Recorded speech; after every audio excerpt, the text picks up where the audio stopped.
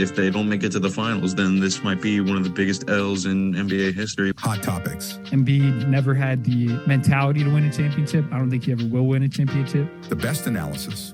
But Jokic, he might be the best player in the league this season. He really might be the MVP. This is the Full Court Report.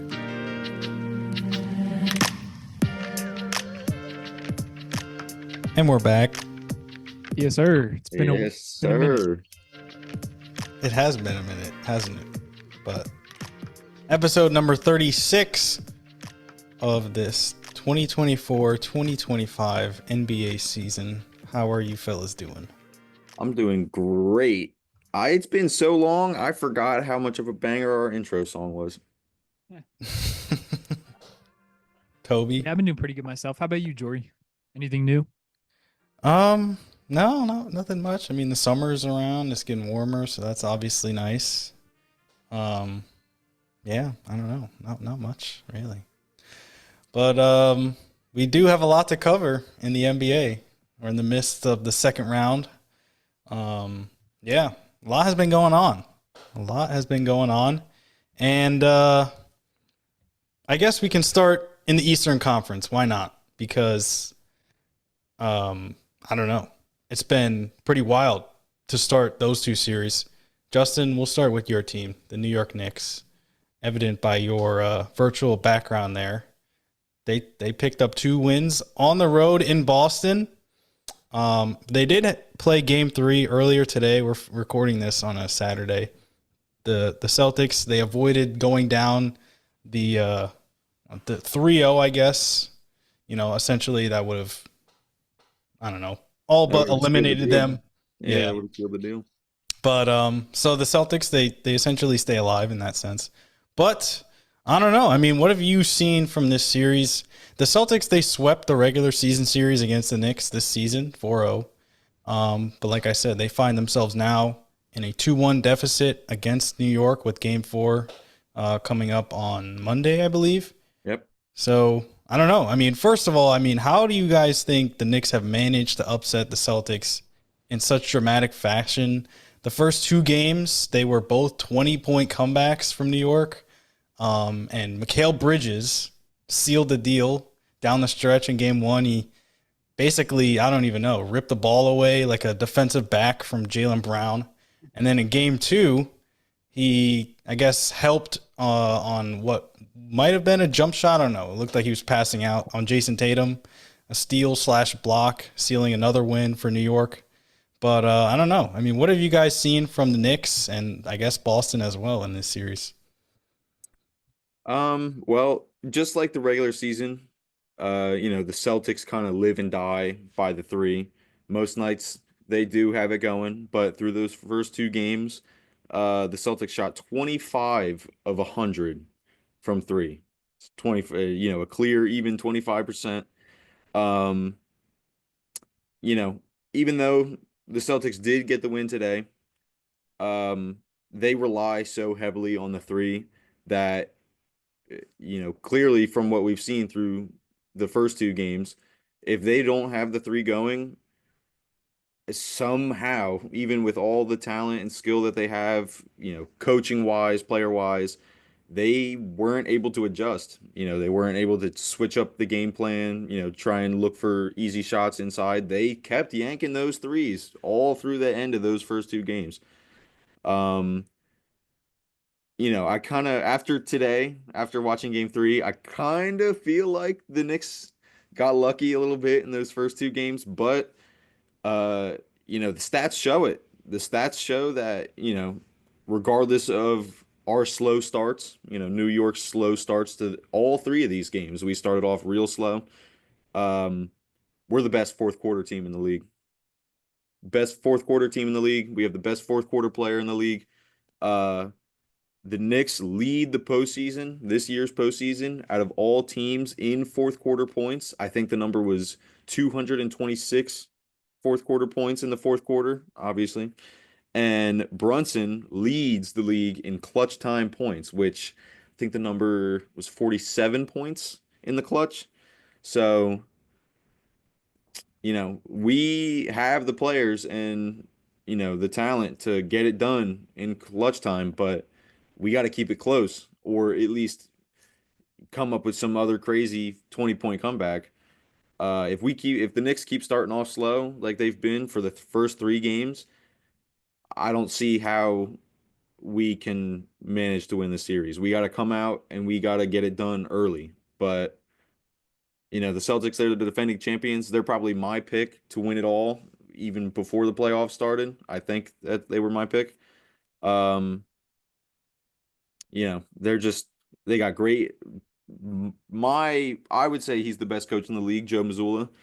And Jason Tatum, Jaylen Brown, Porzingis, Derek White. That's a 4-man team of all-stars right there. So, the Celtics, I think they could still win the series. Yeah, it really pains me to say that, but I feel like the Celtics could definitely pull this off. They could definitely get the win. It's a surprising take from you, Justin. I thought your Knicks bias would have played in a lot more right there.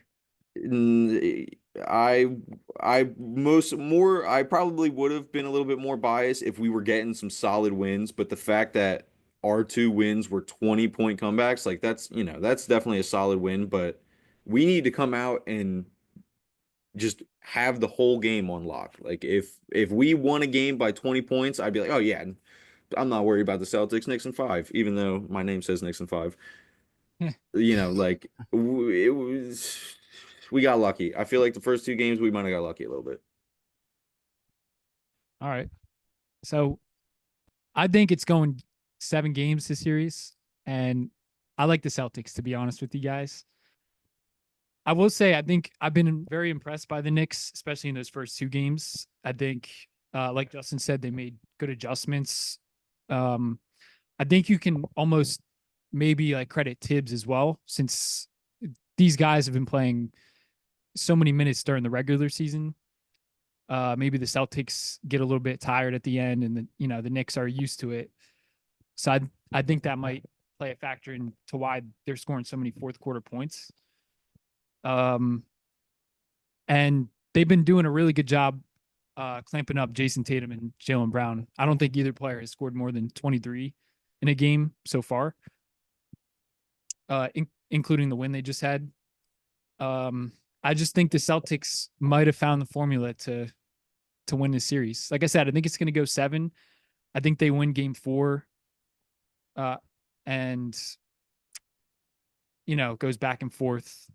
But I think at home, I think they're going to get the job done. And like we said, the law of averages, they shot not as good as we probably would think they should have in the first couple of games. But like Justin said, they failed to make adjustments.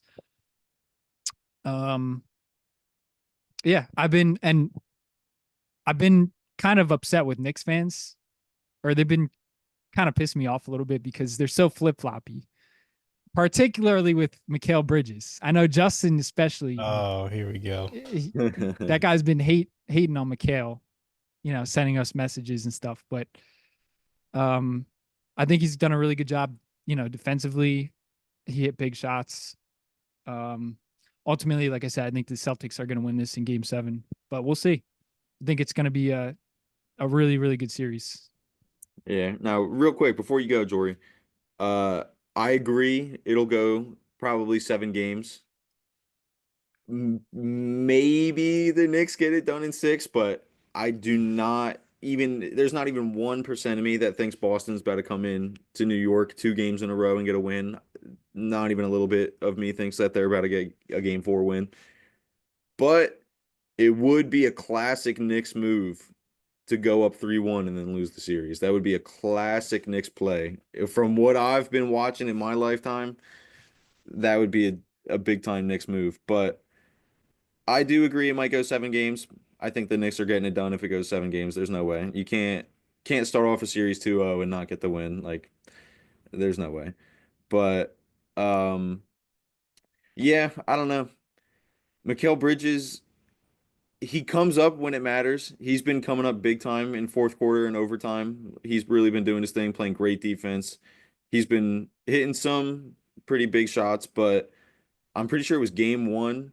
He shot 3 for 13 from the field. that is not worth 5 first-round picks.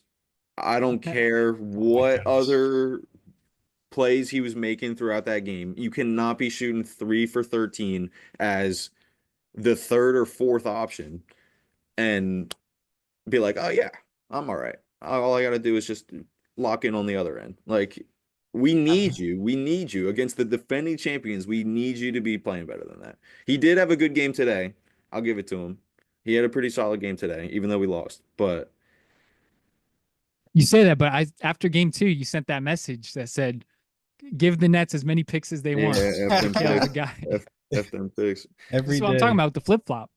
Hey man, that's just New York for you. That's just a New York sports fan for you. Yeah, that's true. That's true. Well, I mean, I thought you said it pretty much perfectly for Boston. It's live by the 3, die by the 3. During the regular season, they took 6 more threes per game than anyone else in the NBA. They attempted 48 threes per game. But I thought it was interesting. In their first round series against the Magic, Boston only took 156 threes in that 5-game series. And so far through 3 games against the Knicks, they already have 140. So they're definitely getting a lot more shots up. So, I mean, maybe that was like a defensive game plan for Orlando to kind of take away the 3. Obviously, it didn't work. Whereas the Knicks, I think they feel comfortable, letting them shoot threes, and they did in the first 2 games. Like you said, Justin, just 25% from beyond the arc. So, I don't know. I mean, it is weird watching a team that has Jaylen Brown and Jason Tatum and Derek White and even like Peyton Pritchard, Kristaps Porzingis. Like, they almost like resort to taking threes when they don't even have to. I think that, like you said, that's probably a coaching thing with Joe Mazzulla, like kind of constantly putting that in their mind to keep their spacing and take as many threes as possible. But I don't know. It just feels weird sometimes watching it. Like, I feel like they can get a lot better shots at times. Game 3 obviously was, I'm pretty sure, like a wire-to-wire victory for Boston. I don't know if the Knicks, maybe like early in the game, but it felt like Boston was in control the whole time. I don't know if we're going to see them shoot 50% from 3 again. That's what they did today in game 3. Like you said, Toby, the law of averages. But, yeah, I don't know. It is crazy that they won the first 2 games on the road. I feel like that's definitely going to make this series go the distance. I also kind of expect this to go 7 games. But I think the Knicks, they definitely still have a chance. Like you said, Justin, they've been really good in the fourth quarter. Kind of leading the way is the clutch player of the year in Jalen Brunson. But I also have really liked what I've seen from Mitchell Robinson. I feel like he's done a really nice job just, I don't know, being a force, like really crashing the offensive glass, making it a real problem and they have a lot of size in Boston with Kristaps and Luke Cornett as well. But sometimes it feels like they don't even make an impact when it comes to rebounding when he's on the floor. So I think he's definitely, Facts. swinging, I guess, the minutes when he's on the floor in that sense. There is definitely a problem with his free throw shooting.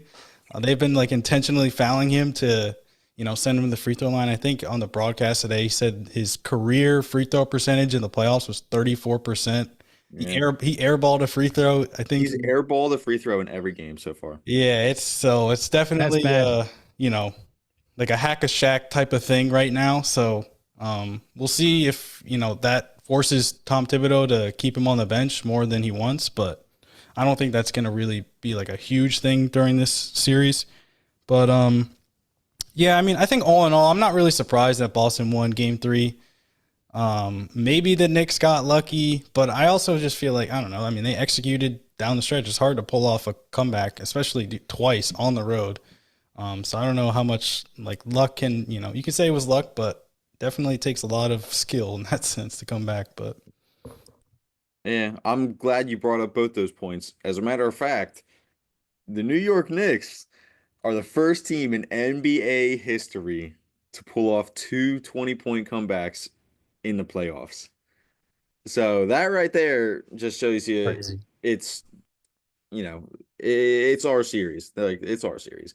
But I'm very glad you brought up Mitchell Robinson, Jory, because for the first two games at least, I can't remember the number. I think it was around plus 17. The Knicks are plus 17 when Mitchell Robinson is on the floor, even with the Celtics pulling off the hack-a-shack on Mitchell Robinson. Uh, most people think of him as, just a big guy in down low in the paint, good, rim protector, good rebounder.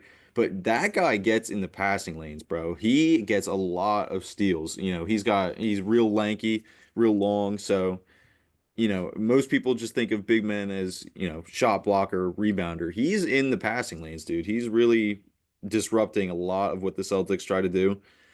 But it's that free throw shooting. It's that if he could at least just make half of his free throws, he'd be so much more of like, a force out there. He just them being able to just foul him every possession and know that he's probably only making one out of, two trips to the line. You might as well just keep fouling them. If they're going to take two possessions, get 1 point out of it, Mhm. you might as well keep fouling them. Yeah, and it was funny, like, because obviously this was the first home game for the Knicks, but every time he went to the line, the whole arena was like getting so loud. I'm like, I don't know if this is helping him or hurting him. Obviously, you want to cheer on your players, but like, I don't know. I thought it was funny. Yeah. But yeah, I mean, this has been honestly one of my favorite series of the second round thus far. Um, Definitely going to be a very interesting game four. I expect the Knicks to have a little bit more fight. Like I said, I didn't think the Celtics were going to go down 3-0. But moving forward, this is definitely going to be a very interesting series. Obviously, the defending champs clinging on to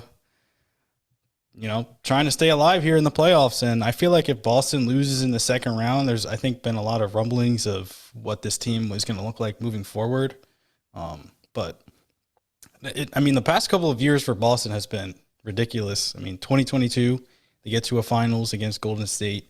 In 2023, I'm pretty sure they got to a game 7 of the Eastern Conference Finals. And then last year, obviously winning the finals. So, I mean, it's not to say that that's not impressive. It's definitely impressive, but you have to think that the progressive fatigue might be starting to set in for this team. When you go into deep runs every year, it's not easy. So maybe that'll help the Knicks in that sense, as if they can drag out this series as long as possible. But I hope so. I hope so because most of the Knicks, like main core, Josh Hart, Brunson, Bridges, OG, and Cat, and I think even Mitchell Robinson, they're all signed for at least another 2 years. So if we can bounce out Boston, get some, some, I don't know what you want to call it, discomfort in the front office, maybe get them to split up this team, that Easter Conference is all ours, baby. oh boy. Well, we'll see. We'll see. Um, I guess that we could use that as a transition to look at the other Eastern Conference series going on right now between the Pacers and Cavs. Another series where the road team won the first two games, that being Indiana.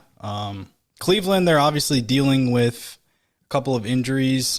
Darius Garland, I believe, missed the first two games. Evan Mobley and DeAndre Hunter missed game 2 after getting injured in game 1, but they came back for game 3.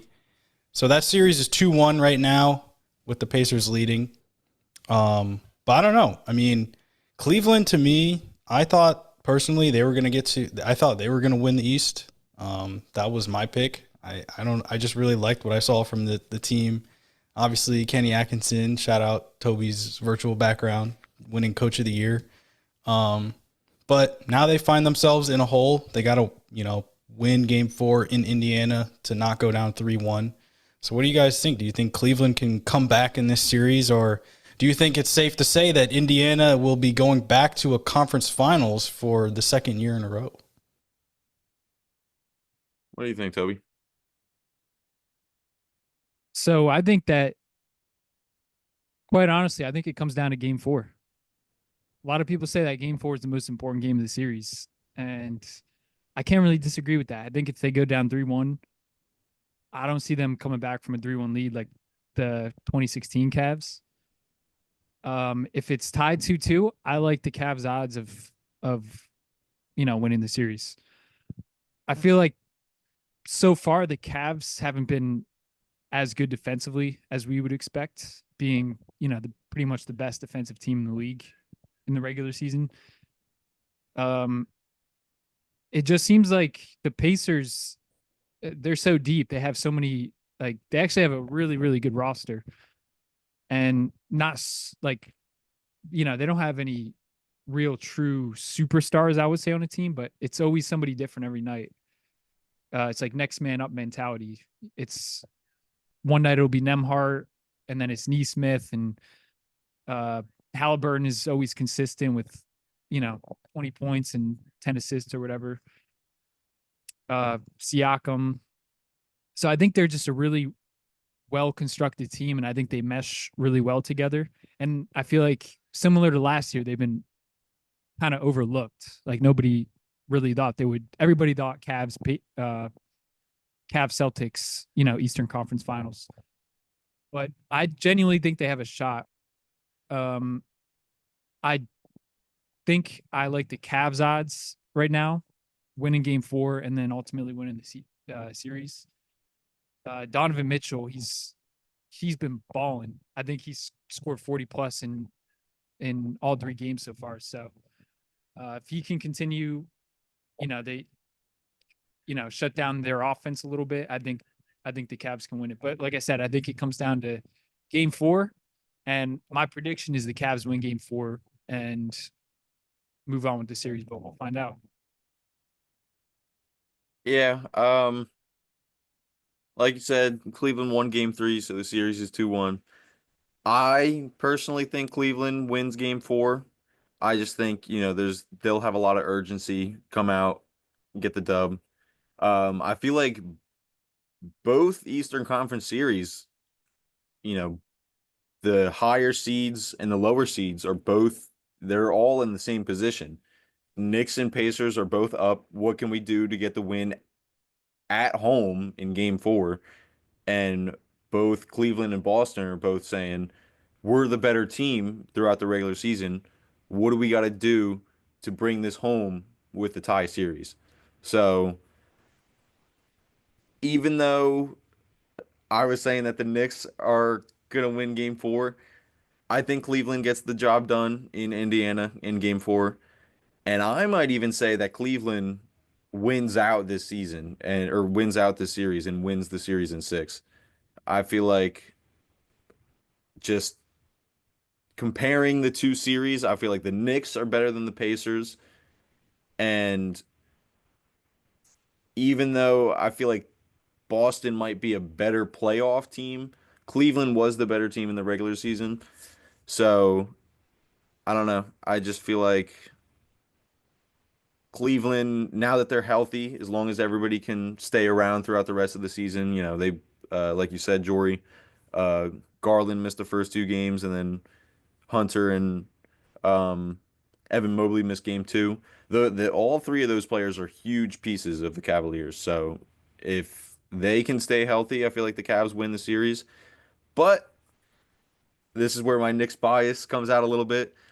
The Knicks are winning our series against Boston. I'm gonna tell you that right now. Oh, We're winning that series. So personally, I want Indiana to move on so that we can get our revenge for last season when they beat us in the playoffs in the second I don't round. know if you want that. I don't know if I you think want I that. do. I mean, I'd much rather play Indiana than Cleveland. Much rather play them. But I feel like Cleveland can definitely win the series. I think Indiana can definitely win the series. Just like you said, Jory, I feel like Toby, whoever wins Game 4 is probably winning the series. So, Indiana's got to get it done at home, but Cleveland's got to come out and steal a game in Indiana, another one. So, both, dude, whoever was out there writing the script for these Eastern Conference semis really they deserve a raise, bro. This has been, at least for me, one of the best playoffs, throughout the first 2 rounds might be one of the best playoffs I've seen in my life. Yeah. Yeah, I mean, we've gotten some iconic moments already. Like in this series in game 2, Halliburton's game-winning 3 off a missed free throw. And I'm pretty sure they were down like 6 points or 7 points with like 40 seconds left. And they stormed back. And then, like I said, a missed free throw, gets his own rebound, and then hits a 3 over Ty Jerome to win the game. I mean, like, just ridiculous. But like you said, Toby, the Pacers, like you said, I think they are a team that get overlooked because they don't really have that like definitive superstar like some of the other teams in the NBA. Like, you know, with the Knicks, you got like Jalen Brunson, who I think any given night is gonna put up 30 points, or you got Jason Tatum for Boston, or Jaylen Brown even. You know, out west, you can think of like guys like SGA or Jokic or Ant-Man. You know, Tyrese Halliburton, I think, is definitely like the driving force, but I don't know how many people really view him as like one of the best players in the NBA. Same thing with like Pascal Siakam. But I feel like they just get contributions from so many different players, and regardless of who is on the floor at any given moment, like whatever 5 players are out there, it feels like they don't really miss a beat, whether it be on offense or defense.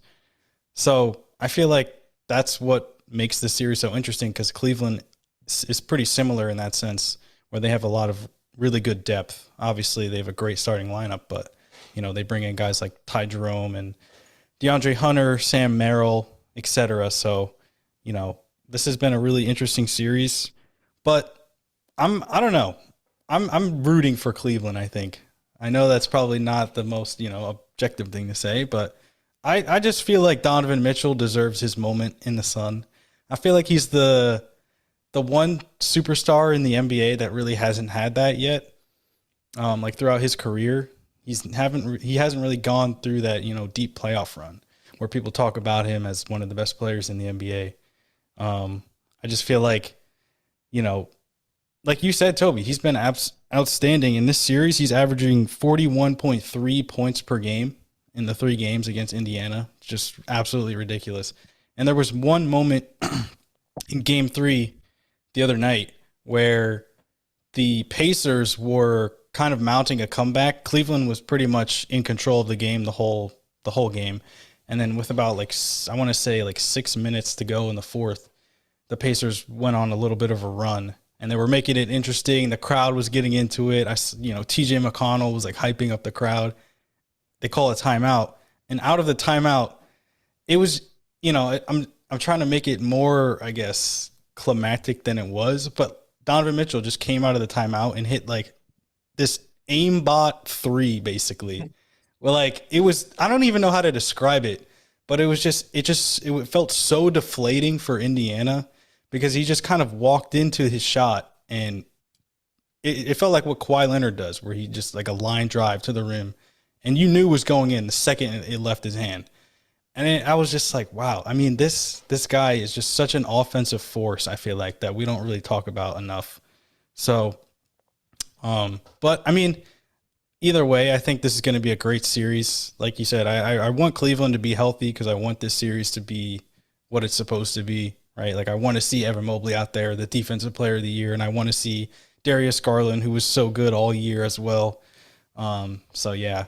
Like you said, like you both guys said, I think Game 4 is definitely going to be the pivotal game for both of these Eastern Conference series, because if they fall down 3-1, even going back to Cleveland, that's definitely going to be a tough thing to come back from. So Game 4 is going to be huge for both of these teams. So definitely a fun series so far. Definitely a fun series, and I don't think anyone saw this coming with both of these teams, both of the higher seeds, I guess, going down 0-2 to start the series. Yeah, it's crazy. But yeah, it's definitely been crazy out east, and it's definitely going to be fun to watch moving forward. But now we can kind of shift our focus out to the Western Conference, and I want to start with this Warriors Timberwolves series. As you can see behind me, we got Mr. Green. You know, that was during the Houston Rockets series, which was honestly I think my favorite first round series. Probably Nuggets Clippers, just because of a Nuggets fan. But outside of that, I thought the Rockets Warriors series was just an absolute joy to watch. I think I'm kind of coming around on Draymond Green finally as a player. I think for so long, his whole career, he was, viewed as like a villain, someone that nobody liked, and like why he's doing all these antics. He's, kicking guys in the nuts and elbowing players when he doesn't have to. But I don't know, like something Punch his teammate. maybe yeah, exactly right. And maybe it's because I know that they're nearing the end. Steph Curry's, a little bit older. Jimmy Butler also now on that team. He's a little bit older. Maybe it's just me like wanting to enjoy something that I can see is probably going to, come to an end soon. But I don't know. I've really enjoyed watching the Warriors in this year's playoffs. But unfortunately, Steph Curry, he suffered a hamstring injury in game 1 of this series against Minnesota. The Warriors still ended up winning game 1. They did lose game 2, and game 3 is tonight. I think it might have just tipped off, actually, as we speak. But I don't know. I mean, this series is definitely interesting. I personally have the Timberwolves winning this series.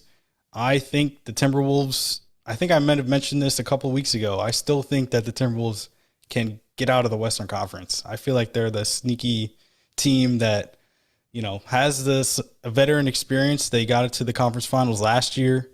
Obviously, they got a superstar in Ant-Man. Julius Randle has been really good. Gobert, he was fantastic in that one in game 5, I think, the closeout game against the Lakers. But again, shifting to our focus to this Warriors series. Now that Steph Curry is out, what do you guys make of this series? Do you think Golden State can win this series, or do you think Minnesota's just pretty much got it on lock? Yeah, I'm gonna keep it real simple. Timberwolves in 5. Without Steph, there's no way the Warriors can come back and win this. I did see a report that the earliest he could come back is game 6, but I don't think the Warriors can even win one without Steph. I don't think they have the firepower for it. Even with Jimmy Butler, who I've never believed in the playoff Jimmy hype. I've never believed in it. I don't You're care wrong. how far he's made it. You're wrong. No, I don't care. You're wrong. Call me a hater. I'm a hater. I'll tell you I'm a hater. I don't like the Heat, no matter who they have. So I've never believed in the Jimmy Butler hype. They can't do it. They can't get a win against the Timberwolves. They don't have what it takes. I don't care who's out there on that floor for the Warriors. They don't have what it takes to stop the Timberwolves. Minnesota in 5. Yeah, I'm with you. I think I don't think the Warriors stand a chance without Curry. I think even with Curry, I like the Timberwolves in that series. I think obviously the Warriors won game 1. I think Buddy and Jimmy dropped close to like 50 points that game together. And I think they would have to do that every game, like in order to win. And I just don't see that happening. I see a gentleman's sweep coming up. And like you said, Jorie, I think I can see the Timberwolves coming out of the West. I see it now. I see the vision. I think they can definitely beat we'll talk about that series, but the Nuggets or the Thunder. Yeah, I mean, like Justin said, I don't think they have the scoring ability or the firepower, the superstar power to get through the series. I think they're gonna have to get really, really lucky, or somebody on the Timberwolves is gonna have to get injured or something. Yeah, Timberwolves in 5. I think it's gonna be like a few blowout games for the Timberwolves, and then they'll move on, and then we'll talk about who they're gonna play. And real quick, if you have anything to add on, Jory, I just feel like with what you just said, Toby, a couple blowout wins, they're going to have a lot of confidence moving into the Western Conference Finals. They're going to be feeling real good about themselves if they get a couple blowout wins. So if your Nuggets do move on, Jory, you better watch out. Scary. Fella. Yeah, you better watch out. That guy, Anthony Edwards, does not need more confidence. That guy's already the most confident guy. Yeah. Well, let's pump the brakes a little bit. I feel like the series is, we'll talk, but I don't know. I mean, I don't think the Warriors, like I said, I don't think the Warriors are going to win this series, but I think they can make it interesting. The next 2 games are in Golden State, so I think who knows? Maybe the role players. They always say the role players play better at home. But yeah, I mean, I don't expect Curry to come back unless it's like it's an elimination game for Golden State, which, you know, potentially could be a game 5. Like you said, Justin, they probably won't bring him back until like a game 6. I don't know. Like who knows with hamstrings? It's always tough. You know how he responds to the whatever treatment he's getting, but I don't know. I think if the Warriors can somehow win one of the next 2 games at home, I feel like they can make this really interesting. But we'll see.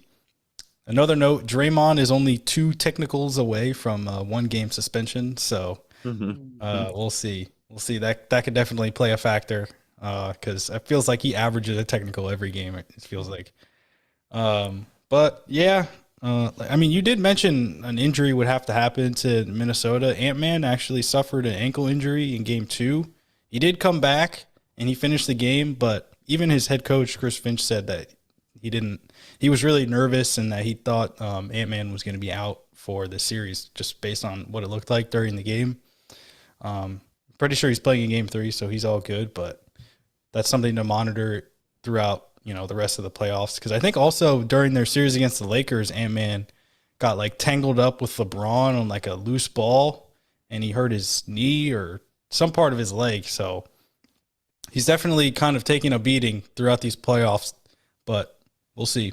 We'll see. I feel you, Ant. I feel you. Well, you know who else took a beating? Kawhi Leonard on the Raptors. And Me?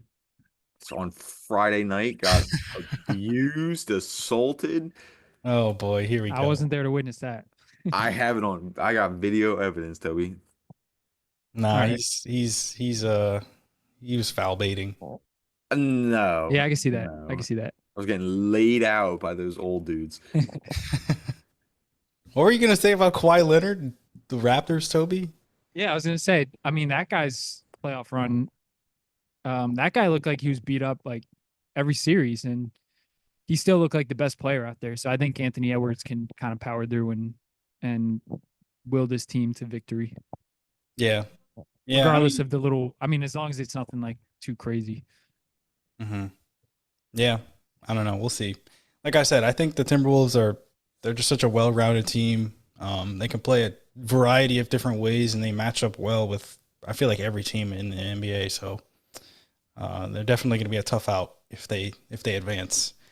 That being said, we can finally talk about my Nuggets. I don't know. I feel like I need to offer them an apology. I totally wrote them off on our last episode. Before the series was over, I was saying the Clippers are going to move on. And like the bracket that I made, I picked the Clippers to win in 7 games.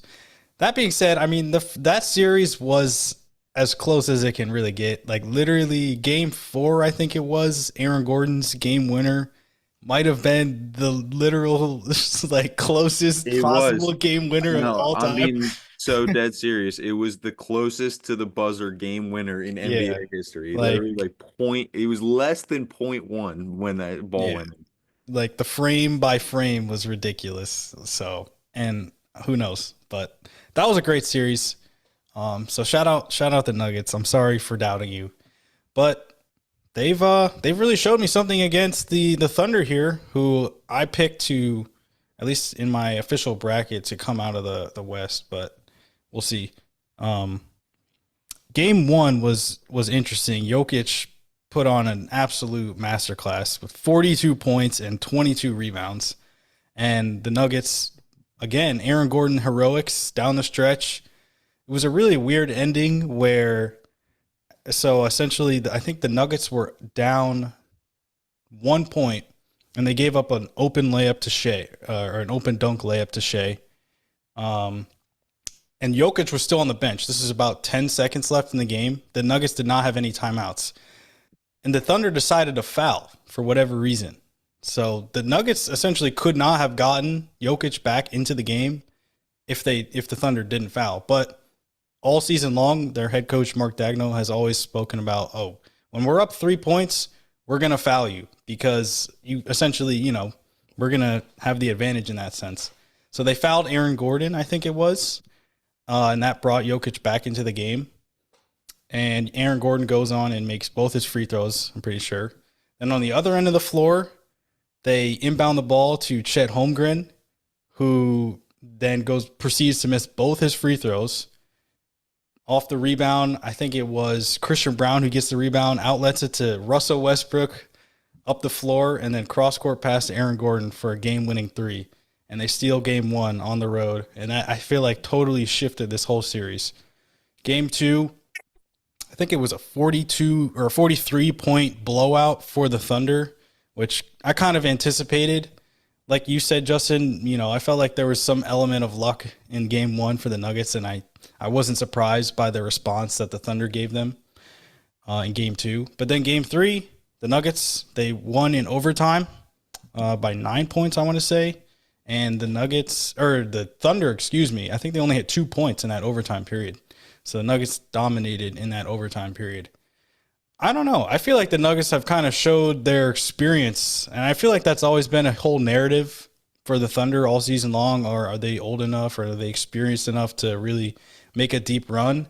And I don't know. Maybe it's starting to show a little bit. I feel like the physicality of Denver is a little bit, or they've been kind of imposing their physicality a little bit with the Thunder. Like Aaron Gordon, I feel like has done a really good job against Chet Holmgren, kind of like showcasing his, like I said, physicality, bumping him. But I don't know. How do you see this? How do you see the rest of this series playing out? Obviously, it's a huge matchup between these two teams, but what do you guys see? I don't know. This series, for me, I don't know. After watching two 20-point comeback wins from the Knicks, after that, I just kind of put it in my mind that we're winning that series. So that series could go 7 games. I don't care. I think this series is going to be just like the most fun to watch because it's, even though SGA might win MVP, which my pick would be Jokic, I feel like Jokic just overall is the best player in the league. He's got the championship experience. He's got an MVP, multiple of them. So I just feel like Jokic, even if he doesn't win MVP this year, I think is just the best player in the league. So it's the best player in the league versus the best team in the league with the second best player in the league. So I don't know. There's a lot of elements to this series. There's a lot of players who have a lot to prove. Um, but I think, sorry to kind of rain on your parade a little bit, Jory. I think if Denver moves on, because I think OKC still will get it done. If Denver moves on, it's going to be because Jokic is playing perfect basketball. Like he's really the force behind the Nuggets. But outside of him, you got a couple of players who have a lot to prove. You know, even though I'm just talking about Jokic, if they move on,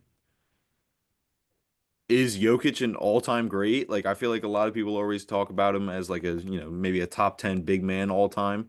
But if he gets through this series and can get himself a ring, is he a top 10 player all time? Like he could prove a lot with a win in this series and a win of the championship. Um, I feel like Aaron Gordon, he's dealt with a lot throughout his life. His one brother just got banned from the NBA for gambling. His other brother, Oh, uh, on, I think that was Porter Jr. I think you might have said Aaron Gordon. oh yeah. My bad. Yeah, Yeah, I'm crazy story. yeah. So Michael Porter Jr.'s brother, he got banned for gambling, but Aaron Gordon, his brother, I can't remember how long ago it was within the last couple years. His brother unfortunately passed away.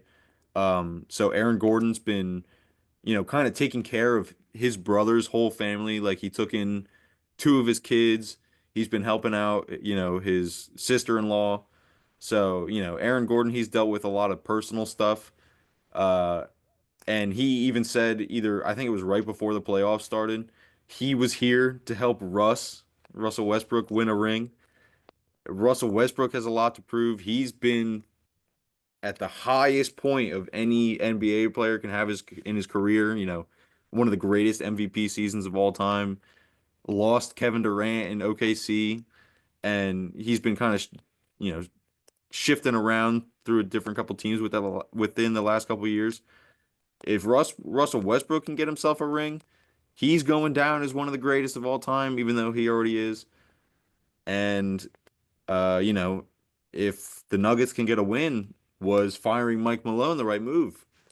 There's so many different elements, so many different things that, you know, players have to prove. Like, this series really means a lot to a lot of legacies, if we're being honest.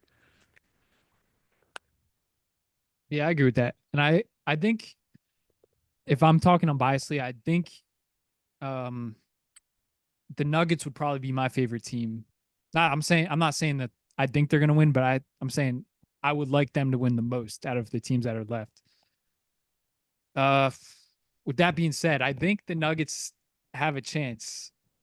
I think with Jokic, anything is possible. That guy can put up 40 and 20, and the Nuggets can still win. And he's very capable of doing that. He's a generational type player. So when you have a player like that on your team, you can, I genuinely think, beat, like, you know, any other team there is.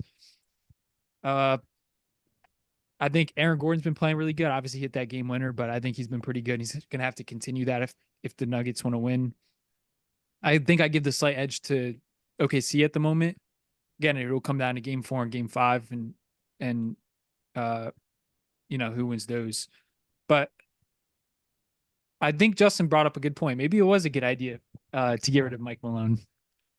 Because that guy Jokic, he's been coaching up the team on the sideline, and they've been looking really good. And I think they've been doing a good job, especially last game on SGA, not getting into foul trouble and pretty much containing him. He didn't score. I think he only scored like 18 points. So, yeah, if they can continue to do that, if Jokic can have some, you know, put up some crazy numbers, and the role players continue to play well, I think the Nuggets can pull this out. Like I said, I think I give the slight edge to the Thunder.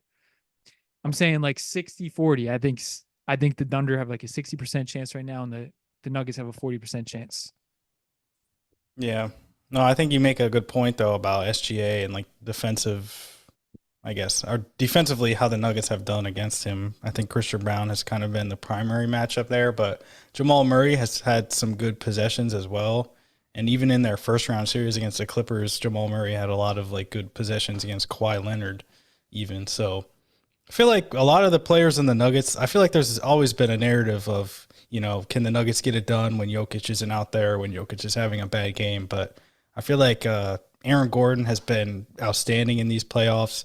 Jamal has been, you know, kind of up and down a little bit, but I feel like he's been, for the most part, pretty solid. Russell Westbrook, you know, hasn't really been, you know, taking away from the team as much as some people like to think that he does. But yeah, I feel like all in all, I don't know. Definitely been pleased by what the Nuggets have showed me thus far.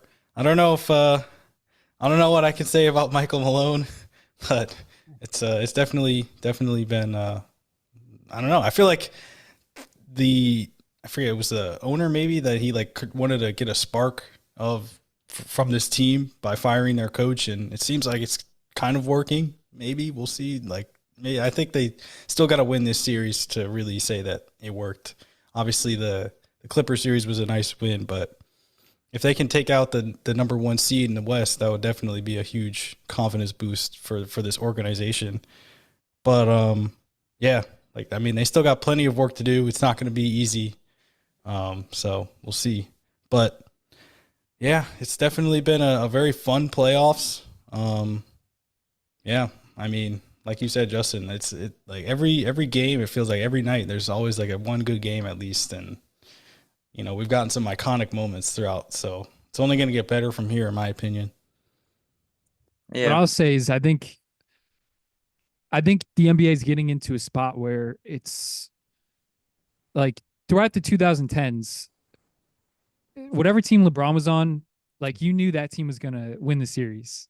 Even when my Brooklyn Nets played the Miami Heat, I think in 2013, like, obviously I was a huge Nets fan, still am, but I was just like, yeah, we're not going to win the series. I had fake optimism, but I knew it deep down in my heart, like we're not winning that. But so I feel like I think I enjoy that it's at a point where like, even though there's the 1, 2, 3 seeds, they're not necessarily like crazy favorites where you just know that they're gonna win. It's kind of like anybody's game. And it's been like that for a few years. So I'm pleasantly surprised by that, and I hope that continues. Yeah, I mean, even though out east it's the top four seeds moved on, the 2 and 3 seeds out west lost this year in the first round. So Mm. that's that's really crazy. But I don't know, Toby. Is it more of a NBA thing that this whole thing is happening, or is it more of a LeBron's just an old man and can't dominate like he used to? No, it's that LeBron hasn't built a crazy super team that destroyed the NBA. Yeah, yeah, man. Wow. The Cavaliers were definitely not a super team that broke the NBA. They might have had LeBron, Kyrie, and Kevin Love, but They were pretty super. I mean, they were pretty super, nah, especially in they the East. didn't. They definitely did not have much else behind those three players. I mean, I think it probably goes to the collective bargaining agreement that was set in place. I don't know how many seasons ago, but it's just harder to build those teams. Like you can't really have like Kevin Durant join the 7-3-9 Warriors anymore. Like we don't really see that. So, and it's just harder to build teams like that. So maybe that's why we don't see back-to-back champions as often anymore. Or, we just see new teams come up, and you got to build teams differently. So it's been nice. It's a Yeah, change of pace. yeah. No, I love to see it. I mean, as much as I would love to see the Knicks go on like a 4-year championship run, turn this into a dynasty, like That ain't happening. realistically, like I said earlier, we have a lot of players on contract for like another 2 or 3 years. But once that window, closes or ends or however you want to put it, the Knicks could really go back right back to being a laughing stock of the league. So, Mhm. it Yeah. really I feel like it definitely makes like the GM, president of basketball operations, I feel like it makes those jobs a lot more important than they used to be. Well, that's an interesting transition because I wanted to ask one more thing. Like, I don't know if it's really a question, but we did get news the other day of Gregg Popovich. We talked about, I mean, you were just mentioning dynasties, Justin. This is really the end of a historic dynasty in the NBA. He's no longer the coach. I guess he's stepping down as the coach of the San Antonio Spurs, and he's going to become the president of basketball operations in San Antonio. He had like a funny moment in his press conference where he had a T-shirt that said the words El Jefe, which means the boss in Spanish. So, he's kind of moving out into the more GM organizational role. He's not going to be on the bench anymore. Mitch Johnson, who was the interim head coach all year, he got the job. So shout out to him. But I don't know if you guys have any words you want to say about Gregg Popovich and I guess like what he meant to the league. He's the NBA's all-time winningest head coach. Obviously, had the great dynasty with Tim Duncan, Tony Parker, even David Robinson, back in the day, Kawhi Leonard. A lot of great players that have gone through San Antonio under him, and a lot of great coaches that have come from the San Antonio organization to go on and be head coaches themselves. So I don't know if you guys have any words you want to say about Pop. Um, there's a lot I could say. I honestly I would just say in my lifetime, probably the greatest coach I've ever seen. We've obviously we missed out on a couple of great coaches and great dynasties like Phil Jackson's Bulls and Lakers. Um, Pat Riley with the Knicks and the Heat, even though he's with the Heat now. I think his name is Red Auerbach, something like that. A guy who coached Mhm. the Celtics back in the day with Larry Bird, I'm pretty sure. Um, I don't know. I just feel like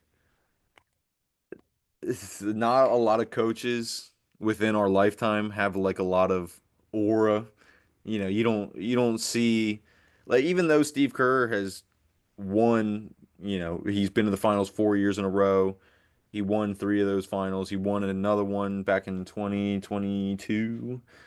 Um, not a lot of people really view Steve Kerr as like one of the all-time greatest coaches, even though he obviously was a big reason why the Warriors were winning. You kind of take away that because he had such a great roster, but Gregg Popovich had, some of the greatest players in NBA history, and you don't take that away from Gregg Popovich. Everybody still gives him the credit he deserves. So I don't know, maybe there's just levels to how great of a coach somebody can be, but even when the Spurs, on paper didn't look too good, they were still competitive teams, the last couple of years. They didn't have the greatest roster. Obviously, they were bad enough to get the number 1 pick, but you never really viewed the Spurs as like, oh yeah, this team sucks. Like this is a free win. And I think that's because of Gregg Popovich. So shout out Pop, don't want to get all negative, but that guy's getting old. So, take a little bit of break, get a job in a more stress-free environment and you know, keep doing your thing, bro. Goat status. Yeah, it's definitely the end of an era.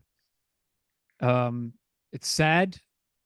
I'm happy that he's had the career that he's had for 20, 30 years, however long it was.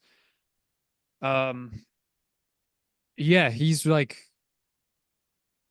kind of, if we think about it, one of the best coaches in all of sports, like since we grew up. Not like let alone basketball. Like obviously I think he's the best basketball coach since 2000 or whatever. But I think you can compare it to coaches like Bill Belichick and uh, Phil Jackson and anybody else you want to name. Like he's right up there with the GOATs. So obviously, it seemed like his health has definitely taken a turn, especially the past few years. So I'm happy he's not, stressing himself out and just focusing on his health. But yeah, every year it seemed like the Spurs, even if they didn't have the greatest roster, they would always find a way to make the playoffs or a way to win. And I think that's a lot of that, is due to him. So one of the GOAT coaches, I don't think we'll see another coach like him again, at least for a while. And it's impressive, especially recently with how quickly teams are to get rid of coaches after 1 or 2 bad seasons. They just move on to the next guy, and they never done that with him. So yeah, it's sad to see him go. It's definitely the end of an era, but I think the Spurs can, kind of move on with all their young pieces and try to create something new. So I think it's going to be a transition period for the Spurs, but it's probably for the best. Yeah, and like you said, Jory, he's still president of basketball operations, so he's still around. He's still involved with the organization. It's not like he's gone completely. So, he'll still be involved. He'll still be, his opinions still matter. So he's still affecting how the Spurs operate and what they got going. But Yeah. Yeah, no, I mean, like you guys said, I think, like you said, Toby, I think he's one of the best coaches in all of sports, period. So he took over the Spurs, or I guess head coach of the Spurs during the 1996-97 season. He was hired, I guess, in the middle of that season. I think after 18 games, their previous coach was fired, and then he came in. So his first full season was the 1997-98 season. They won 56 games that year, which is ridiculous. And then he went on to make the playoffs in 22 straight seasons, winning 5 titles in that span. And obviously he got to another finals in 2013 when he lost to Miami. That was also, he could have won another title there. And there's plenty of Western Conference Finals appearances as well in that span. So I think, again, it's just the consistency that he had. Like you talked about Steve Kerr, Justin. Like I think he had a lot of highs with the Warriors, with Steph and Draymond, Clay, Kevin Durant. But to do it over a 20-year period always be competitive. Like there was basically no doubt like the Spurs are going to make the playoffs this year and they're going to be a competitive team. I feel like that just speaks so like volumes to what the kind of coach Gregg Popovich was. And I think he also just got the best out of players that, you know, maybe would come to the team not as household names, and he would develop them into much better players. Like I think a huge example of that is Kawhi Leonard. When they drafted him, a lot of people viewed him more as just kind of like a defensive, maybe not even really a 3-and-D player. And over the first couple of seasons throughout his career in San Antonio, Kawhi developed into one of the best players in the league, one of the best offensive players in the NBA. And, you know, that's not all Gregg Popovich, of course, but again, I feel like, I don't know, his coaching philosophy is incredible. So shout out Pop. We're definitely going to miss you, and you definitely left a mark on the NBA. So shout out Pop, man. Yeah, dude. Our whole like childhood era is all crumbling down. Like sooner, there's going to be a point within the next couple years where every player, like any head coach, like there's still some head coaches around, like Eric Spoelstra, Tom Thibodeau's been around for a minute, but like there's gonna be a whole new era of coaches and players that we didn't grow up on, dude. And I don't know, it's kind I of feel like it's already here. I kinda feel like it's. I depressing. mean, with Yeah. the exception of Steph and LeBron, kind of. I feel like we already have the next generation. I guess it depends who wins this championship, but I think the new generation's already here. And Yeah, no, I think it is too, but like outside of the superstars, like I don't know, there's still some players that when we were in like high school, there's still some players that are around from then, but yeah, I see what you're saying. like dude, 5 years, 6 years from now, it's gonna be a whole turnover, league-wide turnover of players that, you know, haven't been around since we were adults. Like, No more Steph, no more LeBron, man, we're, Westbrook. we're getting old, dude. Durant, Harden, Chris Paul, like they're all going to be gone, man. Yeah, dude. It's going to be crazy. But yeah, that's the NBA, man. It's constantly changing, and I'm not worried. I think it's still going to be fun. We got a lot of great players coming into the league. Dude, I can't wait until I'm like 50 and I got kids and I can reminisce about like the goated players from our generation. Be like, yo, what you know about Jalen Brunson, bozo? Nobody's going to be talking about that guy. Yeah, right. Yeah, right. Only you're going to be talking about him. I'm gonna be talking to little Justin Jr. Let me tell you about the greatest New York Knick of all time. And he's gonna be like, Dad, I've never heard of this guy. 6'2" pure post point guard, Jalen Brunson. Yes, sir. Yes, sir. Oh my gosh. Yeah, it's gonna be fun, man. It's gonna be fun. But yeah, good to be back. Talk about some hoops, and yeah. How long of a break did we have from the last episode? Was it a 2-week break? Yeah, probably around 2 weeks, maybe like 10 days, something like that. I'm pretty sure I missed last episode, so it's been like 3 weeks for me. Yeah, it's been a minute since you were the around. Middle of the first round or so. Yeah. So, yeah, I mean, try and get it in when we can, but yeah. The boys have been busy, folks. We've had some other stuff going on, but we'll definitely shout out the You Didn't Ask podcast. Yeah, Check it out. Shout out. We started another podcast. podcast. If you want to see us not talk about sports, go check it out, because we get we shouted ourselves out on that podcast, so we got to return the favor. Yeah. But yeah. Good stuff. Sorry Spencer couldn't join us. I think he's still upset about his Grizzlies. But it's okay. It's all right. But yeah. Any final words? I ain't worried about the Boston Celtics. I'm not worried about the Boston Celtics. Bring on. I hope it's the Pacers. I want my payback. But I got a lot of confidence right now. I think the Knicks might be the 2025 NBA champions. Okay. All right. That sounds good. Celtics in 7. Yeah, nice try. Nice try. There it is. Yeah, I don't know. I think the NBA lottery is on Monday, so that'll be interesting. The Cooper Flag sweepstakes. 7 o'clock. NBA lotteries on Monday, 7 o'clock, and the Knicks play the Celtics. Game 4, 7:30, and then I don't know what the second game is. I can't remember. It might be your Nuggets, Jory. I can't remember. I think so. Yeah. I think the Nuggets are play tomorrow on Sunday, but we'll see. The Cooper Flag sweepstakes. That's what really matters, right? Yeah. Yeah, right, Toby. He's going to Brooklyn.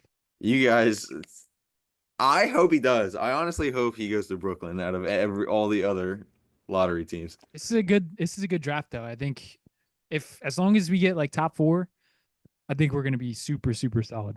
I think you could even go far back as like 7, Toby. I think you're going to get a pretty good player. Yeah, but we're trying to get somebody nice, like nice. I get you. We'll see. Yeah, but good stuff. Well, this is fun. Playoffs are back, or we're in the playoffs, and we'll hopefully get another episode out in the conference finals or so. So yeah, until next time, we'll be seeing you.